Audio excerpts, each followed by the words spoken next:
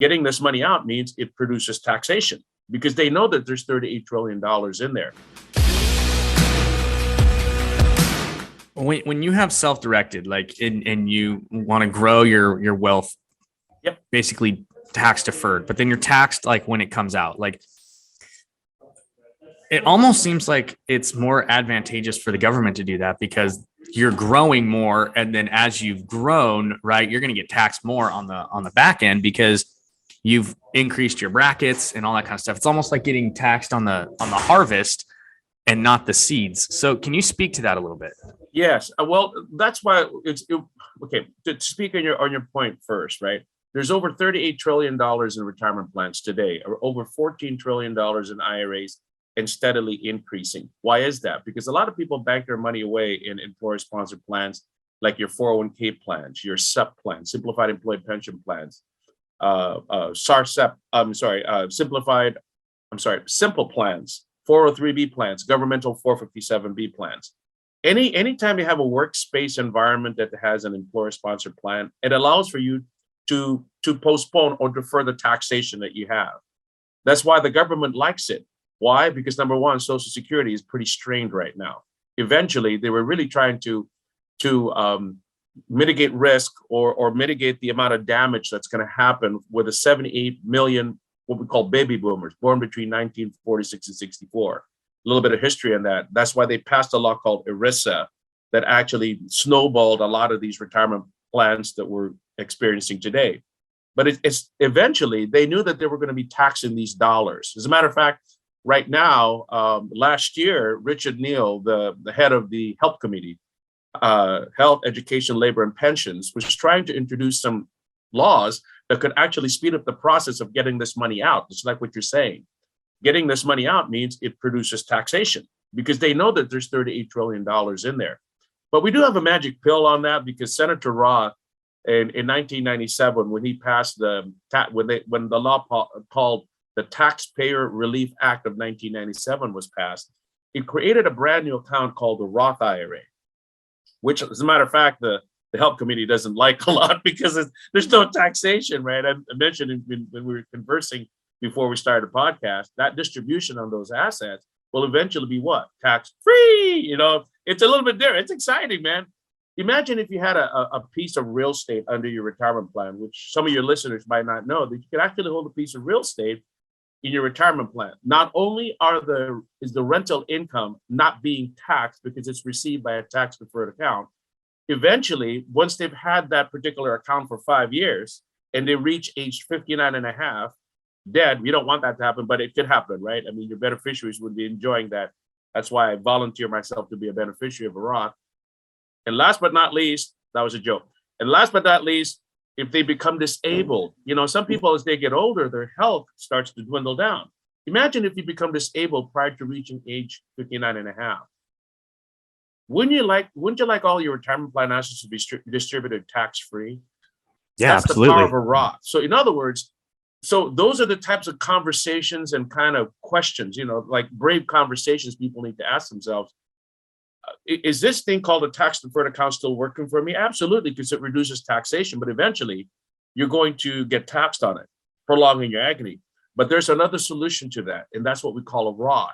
With the help of their tax advisors and their legal advisors, they can determine how much to contribute to those, as well as they can even do what we call a conversion. A conversion is not a spiritual experience, but it could be, because they can actually take those assets that have never been taxed before, get taxed on it in the year that they actually put it to the Roth. In other words, they can move that to the Roth. Now, to speak to what you just said about, well, they're going to be in a higher bracket, so on and so on. We don't know what bracket system we're going to be in. As a matter of fact, in November of this year, we're going to have another election. You know what that means? New ideas are coming in, and everything again could change. How would you like it that you had the magic pill that even if they change the tax law, that distributions that are going to be tax-free will never be affected ever again by any changes that they do? Yes. That's why that Roth is very important.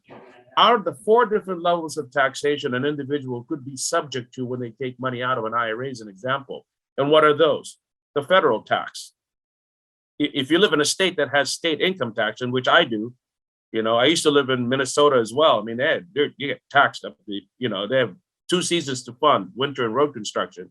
So you have federal tax, state tax, and also this other thing called the federal estate tax. People that are high net worth, man, they're starting to dump assets. If you take money out of an account that's never been taxed before, well, can you really truthfully say that you're gifting that amount of money to somebody else? The answer is no, because every time you take money out, it increases the level of your taxation. But imagine if that was in a Roth IRA, that the growth has been growing under the Roth. And eventually, when you say, you know what, I've accumulated so much wealth, which is not a bad problem, I'd like to gift some of that money to my children today. Imagine distributing it tax-free, and it's not going to affect any of your taxation for that year. As well as individuals who are reaching that age where they're collecting what we call Social Security. I don't know if you know this, but Social Security is generally not taxable if your taxable income does not exceed certain thresholds. It's around $36,000 for a married couple filing a joint tax return, and it's around $25,000 to $26,000 for a single filer. If your taxable income does not exceed those particular thresholds, well, your Social Security income is not taxed. Imagine taking $100,000 out of a Roth IRA tax-free. What is that going to do to your Social Security? Actually, it's not going to do anything. In retirement plans as well, when somebody reaches a magical age of 72, they have to start taking what we call minimum distributions. In other words, that's where you were getting at. The government says, I've allowed for you to accumulate all this wealth this whole time. When you reach 72, it's my turn. You're going to have to take a minimum out. And if you don't take that minimum out, you get penalized. It's a 50% penalty. In a Roth IRA, there's no such thing. Imagine you reach 72, you have an apartment complex now, on a Roth IRA earning. You keep in mind that rental income coming into the Roth is not going to get taxed. And if you need money to take out for your retirement, well, what is it going to cost you? Absolutely nothing, because it's tax-free. Tax-free for the rest of your life. Not only can you use it for retirement, you can use it for health benefits, because keep in mind the cost of healthcare is going through the roof. I don't know about you, but I'd like to take it out of an account that Uncle Sam does not have to touch it at all, nor the Absolutely. state.